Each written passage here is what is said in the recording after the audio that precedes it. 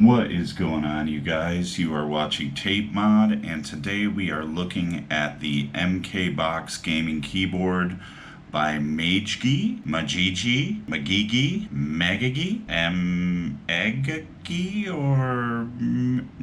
never mind. It is a 68 key gaming keyboard. This one came with red switches, and I bought it on Temu for $2.68.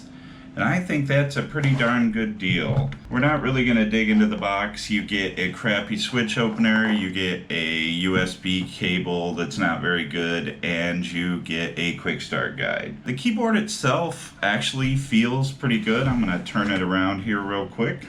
Currently sounds like this.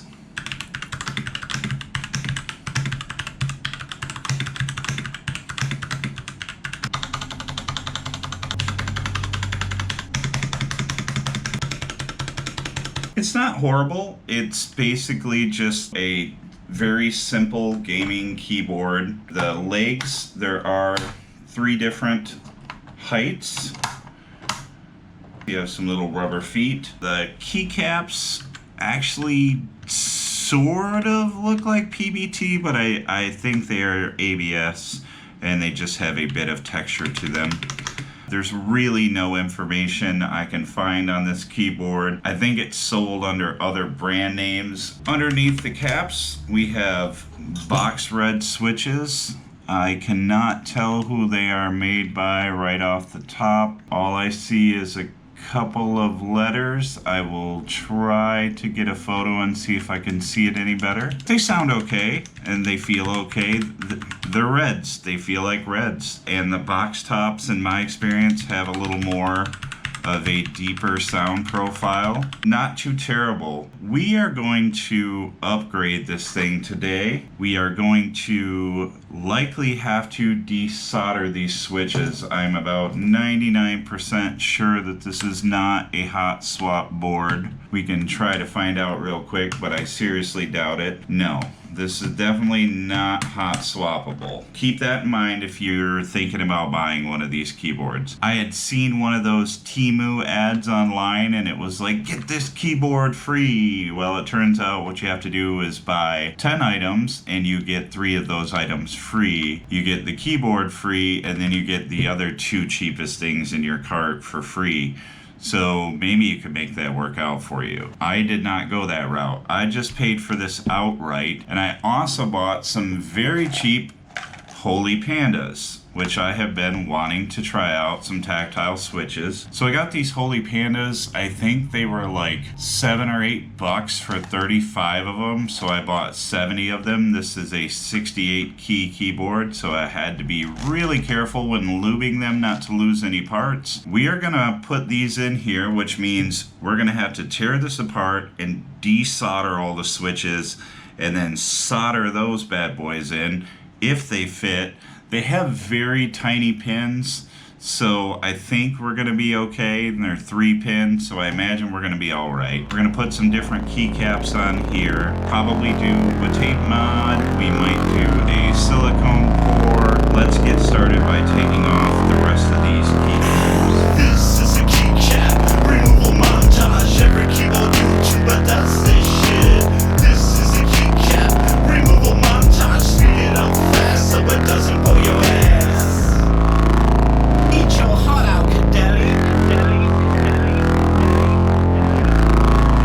Keycaps are off, and now we're going to remove the plate from the board. It looks like there are 6 small screws to remove the plate, so let me get those out. Okay, we got our plate out, and this is definitely soldered. The USB-C is built into the board. Here is our case.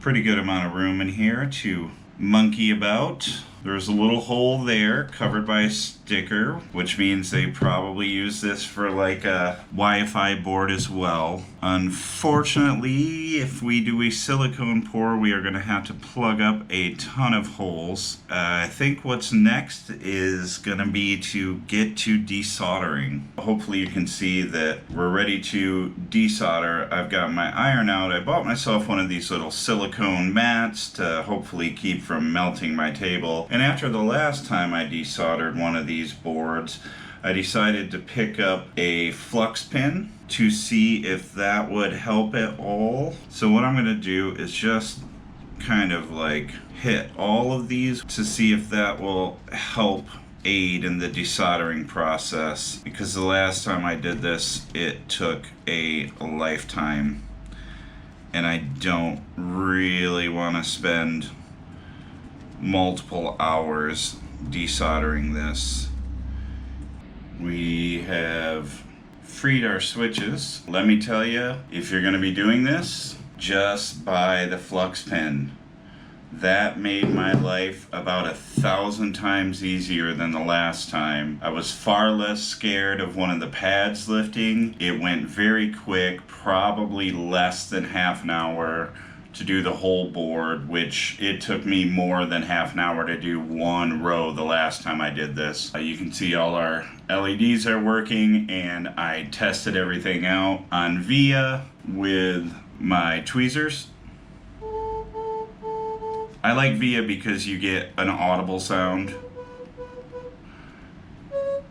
You just bridge the gaps with your tweezers. And that's how you test your PCB to make sure it's still functioning. We are good to go. We can start modding this thing and putting it back together. Since last we met, I took the stabilizers out, clipped them, and lubricated them. I put switch pads under every single switch. I put some plate foam that I had in here, and now I am simply just popping the Holy Pandas in, and then I will solder this. I'm not gonna make you watch any of that. It's pretty boring to watch. Me personally, I like it, but I understand that some people get bored. Okay, you guys, couple quick things. Number one, I've been typing on this thing for about a week. I might have joined Tactile Gang. These stupid Holy Pandas rule, at least as far as for typing goes. For gaming, you can't beat Linear Gang. I'm really sorry, Tactile Gang and Clicky Gang, but Linear Gang rules the gaming world. I cut some foam for this thing. This is the biggest reason this is apart right now. I had to cut some of the foam back out because it was bending the very bottom of this plate and this wasn't seating quite right. So I had to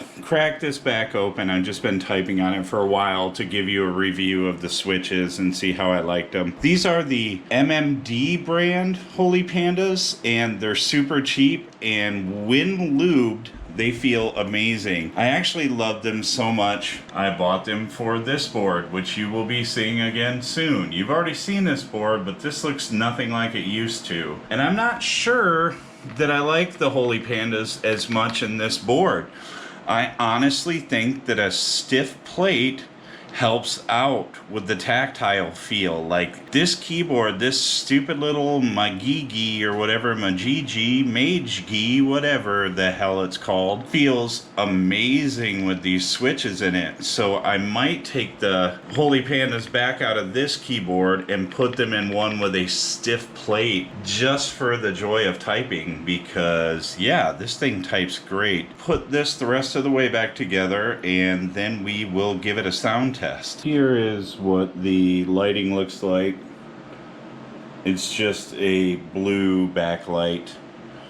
These keycaps did disappoint me a little bit. They are the XVX brand. Typically I like XVX stuff a lot, and these do feel great and they look good. I'm just not a big fan of the lighting. I thought they were double shot when I bought them, but getting them, they are shine through, and I wanted double shot. I prefer double shot, but they're still nice keycaps. They actually look double shot if you unplug the board. Don't those actually just look like double shot keycaps. Like the shine through is so dark, it actually looks like it's printed on. I don't know why, that's just weird. Final thoughts on this keyboard before I give you the sound test. For the price that I paid for the keyboard and the caps and the switches, you probably could get a better board. However, this board with these switches and these keycaps really makes me want to type, and I think that that's important. I think it feels great. I think that the Holy Pandas, the tactile switches in general, maybe on a stiff plate, I think that that's what I've learned with this keyboard. I prefer these on a stiff plate to on a polycarb plate or something like that, something with flex. I actually really like the way these feel. I really like the distinctive bump. The board just makes me want to type. Let's fire off a quick sound test just so you guys can hear what these switches sound like soldered into this board.